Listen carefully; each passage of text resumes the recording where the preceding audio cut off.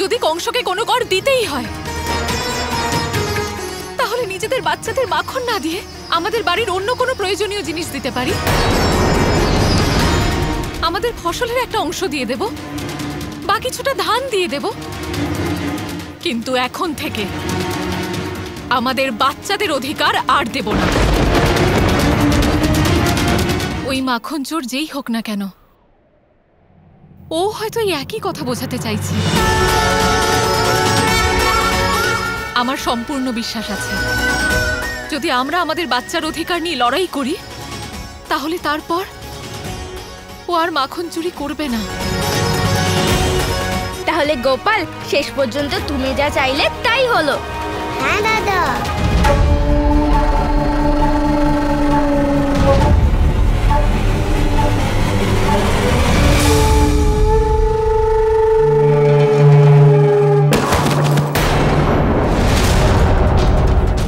এই যজ্ঞতে যদি নরবলি দিতে হতো, আজ তাহলে তোমার আহুতি দিতাম দাস।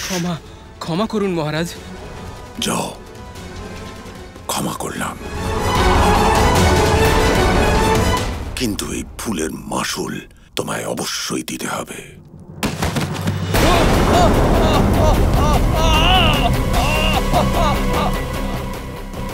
ওই দৈব বালককে সফলতাপূর্বক ধরার জন্য সহ্য করছি অক্রোর। বৃন্দাবনবাসী ওই বালককে রক্ষা করছে, তাই না? সেই কারণে আমি গোকুল যেতে পারছি না, অর্থাৎ আমি অসফল হলাম। গোকুলবাসী যে মাখন চোরকে ধরার প্রয়াস করছে, এই কংস সেই মাখন চোরকে ধরতে পারছে না, অর্থাৎ আমি অসফল। অর্থাৎ এই অসফলতার পিছনে ওই বালকের হাত রয়েছে। আর আমার মন বলছে ওই বালকের বিষয়েই দৈববাণী হয়েছিল। ওই মাখন চোর সেই একই বালক।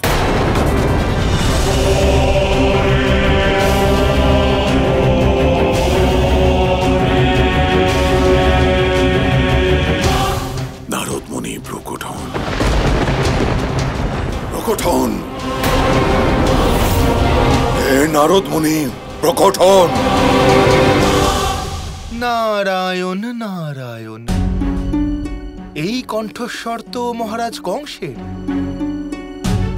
মহারাজ কংস হোক বা অন্য কেউ, নারদকে যখন কেউ স্মরণ করেছে তখন তো যেতেই হবে। নারায়ণ নারায়ণ।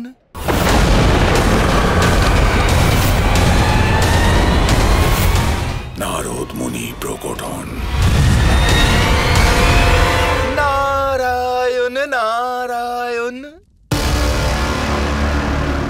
প্রণাম নারদ মুনি। আমাকে কেন স্মরণ করেছেন মহারাজ কংস? এক সমস্যার সমাধান চাই নারদ মুনি, কেবল আপনি তার উপায় বলতে পারবেন। নারদ মুনি, আপনি তো 3 লোকের বিষয়ে অবগত আছেন। আপনি নিশ্চয়ই এটাও জানেন যে ওই মায়াবী বালক যে ওখানে লুকিয়ে বসে আছে, যেই হোক না কেন, তার কোনো না কোনো শত্রু তো অবশ্যই আছে। নারায়ণ নারায়ণ। এই রকম প্রশ্ন আপনি আমার কাছে করবেন না।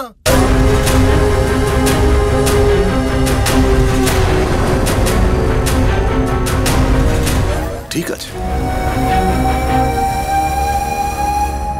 যদি আপনার কাছে আমার প্রশ্নের উত্তর না থাকে, তাহলে আপনি যেতে পারেন।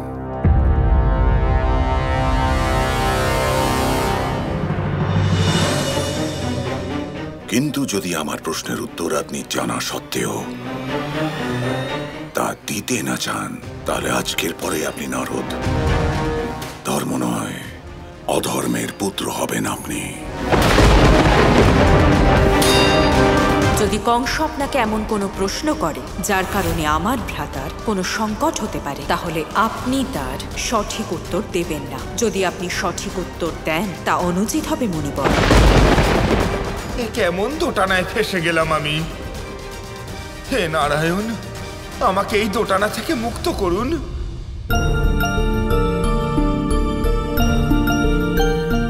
আপনি সেটাই করুন যেটা আপনার ধর্ম নারায়ণ মশাই। ধর্মের পথে চলুন। সহায়তা করার জন্য কোটি কোটি ধন্যবাদ প্রভু। এবার আমি শুধু ধর্মের পথই অনুসরণ করব। নারদ মুনি, কি ভাবছেন আপনি? ওই শত্রুর বিষয়ে। এই শত্রু কোনো সাধারণ শত্রু নয়, অসাধারণ শত্রু যে পাতালে বসবাস করে।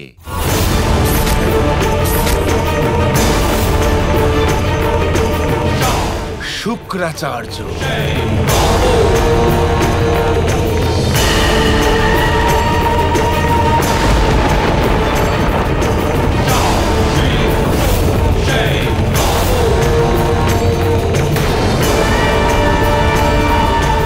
হ্যাঁ, আপনার শুক্রাচার্যের থেকে সাহায্য নেওয়া উচিত।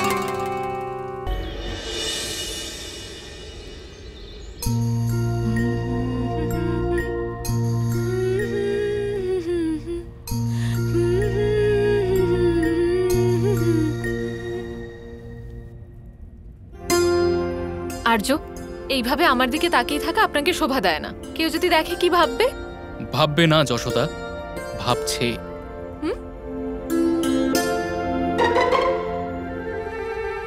দিদি, তোমরা দুজন আমাকে এইভাবে কেন দেখছিলে? যশোদা, দেখছিলাম না, শুনছিলাম। যশোদা, তুমি এত সুন্দর গান করছিলে। তোমার এত খুশি হওয়ার কারণ আমরা কি জানতে পারি? কারণ তো আছেই, কিন্তু আপনাদের দুজনের মনে নেই? কি বলছো? কি মনে নেই যশোদা? আপনারা কালকের মতো বিশেষ দিন কি করে ভুলতে পারেন? আমার প্রসন্নতা দেখেও কিছু বুঝতে পারলেন না? কাল কাল কি আছে? আরে হ্যাঁ, কাল তো সোমবার, শিবকে দুধ উৎসর্গ করতে হবে। আরে না না রোহিণী বৌদি, কাল তো সমস্ত গ্রামের লোকেরা আসবে গোকুলে ব্যবসা করার প্রস্তাব নিয়ে। আশ্চর্য তো, কারোর কিছু মনেই নেই। আচ্ছা তাহলে তুমি বলে দাও না, কাল কি আছে? কাল আমার গোপালের জন্মদিন। আপনারা এটা কি করে ভুলতে পারেন? আরে হ্যাঁ, কাল তো আমাদের গোপালের জন্মদিন। আপনারা কালকের মতো বিশেষ দিন কি করে ভুলে গেলেন? তাও আবার আমার গোপালের জন্মদিন। আমি আপনাদের থেকে এটা মোটেই আশা করিনি। আমি কথা বলবো না আপনাদের সাথে।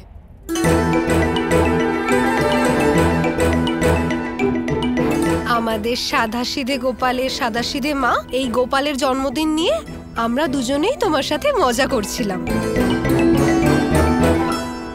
হ্যাঁ যশোদা, এটা কখনো সম্ভব যে আমরা আমাদের গোপালের জন্মদিন ভুলে যাব? থাক, অনেক হয়েছে। এখন আপনারা কথা ঘোরাচ্ছেন। আপনারা আমাকে যথেষ্ট কষ্ট দিয়েছেন। আমি আর কোনো কথা বলবো না। আচ্ছা ঠিক আছে, এবার তাহলে এটা বলে দাও যে তোমার রাগ শান্ত করব কি করে?